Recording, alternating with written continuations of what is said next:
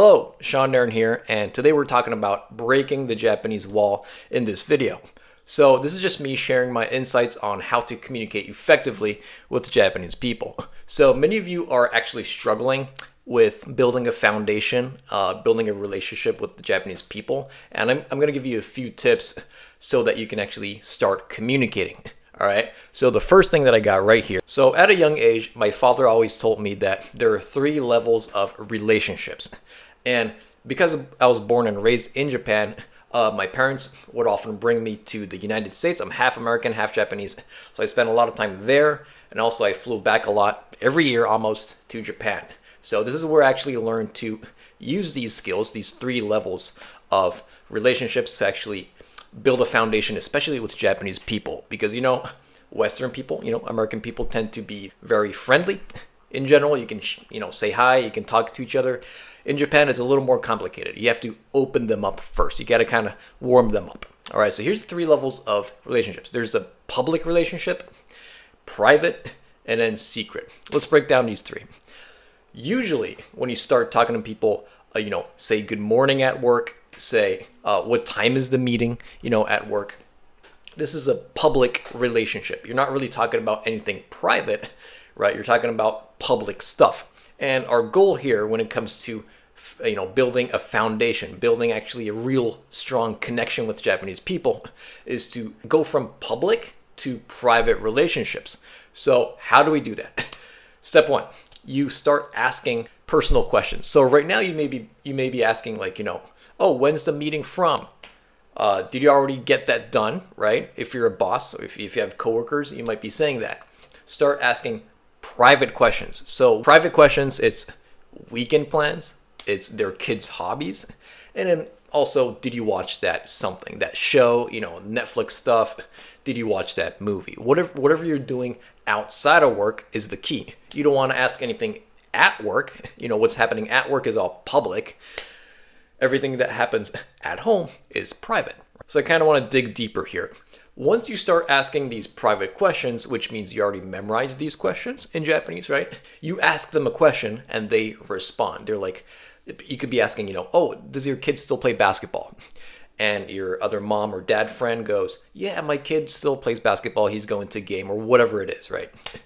And then the problem is you don't know how to respond to that. You know how to ask private questions, but when they say something back, you don't know how to change the topic or respond to that. So that's step 2. You want to learn how to respond to things, all right? That's our step 2 right here.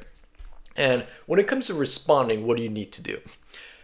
Think about it in English, because if you're asking these questions and if you're trying to respond, like what you're going to say when you respond is probably the same in English and in Japanese. You're not going to be saying something, anything completely different. You're going to be saying things like, oh, I didn't know that. Oh, awesome. I got a few things here. I got awesome.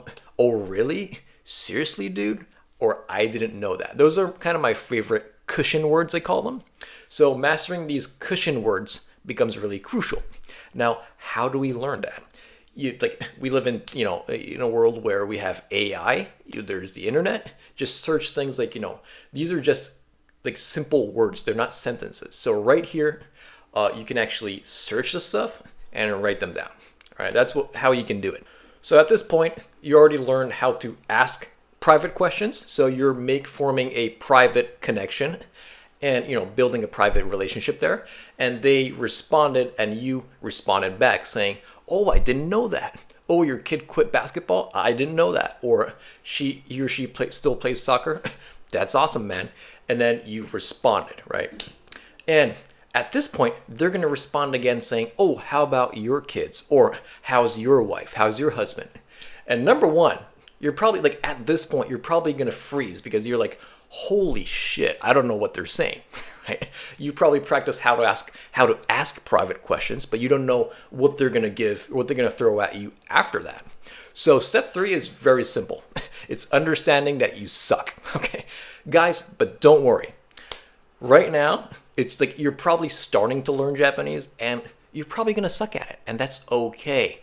I wasn't perfect, when it comes to learning other languages. I've learned several other languages and I was never perfect at first. That's fine. So what we do here is once you learn that you absolutely, you totally suck at it, you want to learn how to ask them, what they're saying. They throw something at you, right? They're going to be like, "Oh, how are your kids?"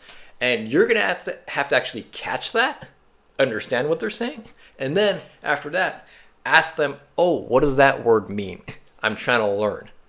And this helps not only, for you, but also for them, because they're going to, number one, you're going to learn that new word, and they're going to think, "Oh, this person's actually eager to learn. He or she wants to learn."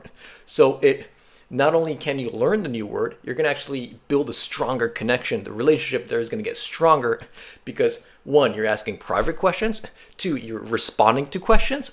And then three, you're asking, "Oh," you're telling them, "I don't know that word, so please tell me." So this is actually how to, this is a legitimate way to start building relationships. And I was born and raised here, but I also work as a translator in a Japanese company here in the Nagoya area. These are the kind of the 3 steps that I learned as I worked with foreigners, a lot of successful foreigners and people who didn't really have any success. So these were kind of the differences between successful foreigners and people who were failing at work. The successful people would ask all these questions. They would learn how to ask, bring public stuff to private conversations. Also, the successful people would know how to respond and ask good questions. And then step 3, they would know how to catch what the Japanese person is saying and ask them, "What does that mean?" That's what successful people do at my company. And that's why I kind of wanted to share this share this information with you in this video. All right. Anyways, guys, I really hope that with these 3 steps, you can actually not implement only one, but implement the whole thing. And please comment below. You can go to work or go to your friend's place. And if it worked, please come back to this video and comment below. I'll be very happy to share these, what happened to you or your success stories in other videos. Anyways, guys, I was Narron reporting from the Nagoya area, and I'll talk to you in our next video. Ciao for now. Bye-bye.